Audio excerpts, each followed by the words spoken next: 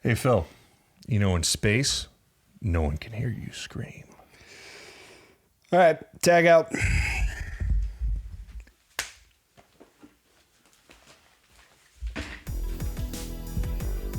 Bizpheus? I should have taken a look.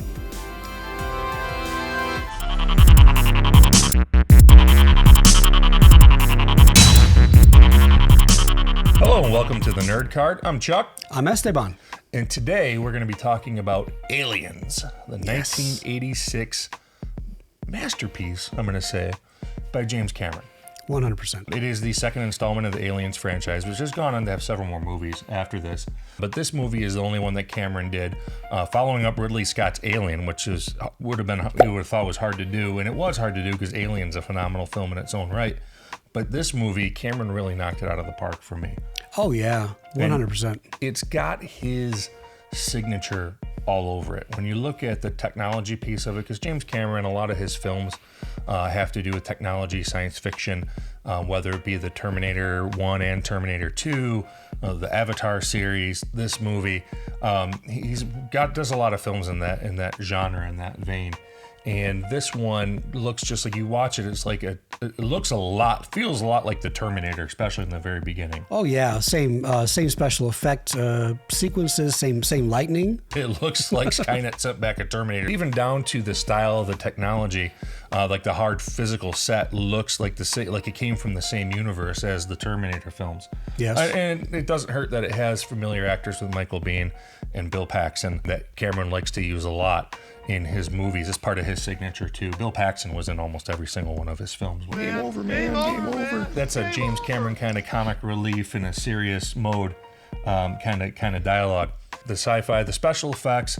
When they came in, the salvage guys came in, and you see probably a camera jib arm comes in, and it's got a light on it, and it scans the room.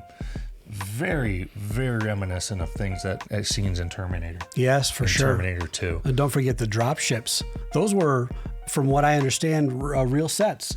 Oh, Those were life-size sets that James Cameron had built just for this film. And that same battlefield right on LV-426 looks a lot like the battlefields that you have with Skynet in the Terminator film. Very much his signature, his stamp, the armor loader that Ripley uses to fight the alien queen and to load bombs on the aircraft. Mm-hmm. They take off that in Avatar, which comes after this film, but that is the basis for the mechanical suits, the battle suits that they use in the Avatar films. Yes, for sure.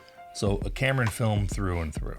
We'd be remiss in talking about Aliens without talking about Ellen Ripley. Ellen Ripley is that foundation, that prototypical strong female character, and she first started in the first Alien movie, yes, and then she builds upon that in this film in 1986. I mean, Ellen Ripley's a badass. Oh, 100%. She was Wonder Woman before Wonder Woman. Linda Carter, great as Wonder Woman. Yes. On television, and then Gal Gadot obviously has done a great job as Wonder Woman. But Ellen Ripley is that just badass sci-fi strong woman, takes the lead everywhere she goes. Whether it's when she first wakes up in the hospital bed and she's explaining herself to the board of Weyland-Yutani, mm-hmm, right? Explaining to the board and the commission of why she blew up their expensive spaceship. She's very strong, trying to push the point home. You guys aren't listening to me, right? And then they send her to go back to LV-426, which, by the way, don't ever go to LV-426. Space flight becomes real. Elon starts taking us around the universe. Don't go there. I bet the tickets would be cheap. I'm not going ever. No. Don't go. And then she takes the lead on the ground too. Yes. Right? The lieutenant freezes up. He doesn't know what to do because Gorman's a moron. And she basically pushes him down and says, look, we're leaving. Goes and drives the tank to go pick up the Marines. Once then the team is decimated by the xenomorphs, she takes the lead. Yeah, she takes command. She takes command. She's telling everyone what to do. She comes up with a plan to seal themselves in, set up with the sentry droids, to have the other dropship brought down remotely. Yes. I mean, she's the one who, at the end of the movie, goes and saves Newt. Yep. And then she defeats the alien queen. Ellen Ripley is the whole film. She's the strongest part of and she does such a great job, Sigourney Weaver. She was out there. She was doing it, and she's a forerunner kind of there with Princess Leia, right? Yep, Princess Leia. You can make a case for Wonder Woman, we already discussed. Yep. Ms. Marvel, Captain Marvel. You can make a case for her being the predecessor to all of those great characters.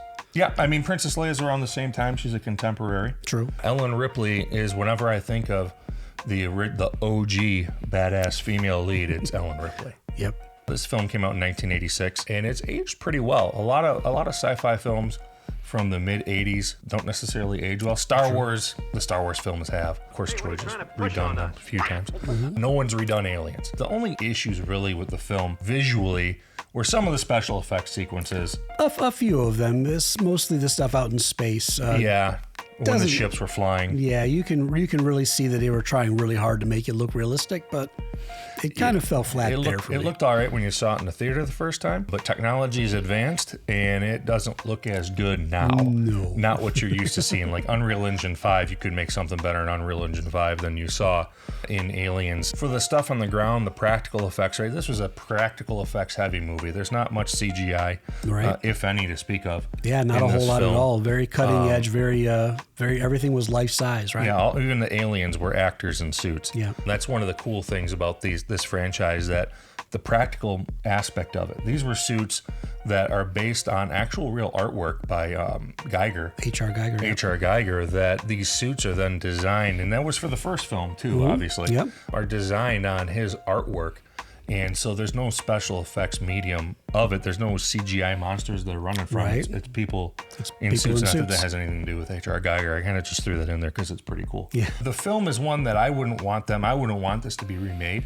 No, you shouldn't touch it this. still holds up well. I mean, yes, are there things that age it a little bit? Sure, the cameras, like the closed caption cameras in the corner when this is supposed to take place in 2179. You know, I can imagine, especially how technology advanced now, Yeah. that you wouldn't have that kind of a camera in the corner. You wouldn't have tube TVs in the bank of monitors. And some of the hardware the Marines are using is a little dated. You can definitely tell this was shot in the 80s. But the thing is, the concept is it has a look of a future that Cameron had in his mind when he was making, again, it fits in with the Terminator, the future that he saw coming, his vision of the future of when he made this film in the 80s.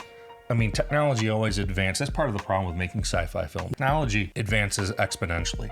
Yes. You know, if you look back from the Industrial Revolution to now, it advances exponentially, more so than you even really think it does, or you really are cognitively aware of. I mean, Star Trek's a really good example, the original series of something that is, by today's standards, does not age well, and they have problems with that in their next movies going after it. With the Alien franchise, when they've made films after this, it hasn't been that much of a problem. No, it hasn't. The technology. So it's aged pretty well, all things said. Yeah, I mean, this technology, are they going to have basically a very large lit CAD screen to look at plans for something if they were to do that in the future? Building plans? No, probably not. Right.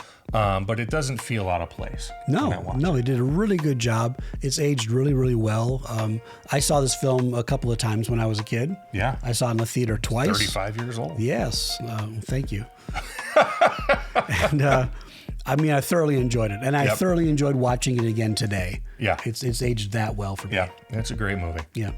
That's Aliens. I thoroughly enjoyed talking about this with Bizpheus today. Go ahead and give us a like. Likes are free. Likes are free. If you like what we do, give us a like. Check us out on YouTube. Check us out on Facebook. Check us out on Twitter and Instagram. We out there. And you have anything else to say, Esteban? No, I think that's it. So with that, we'll say, What's on your nerd card?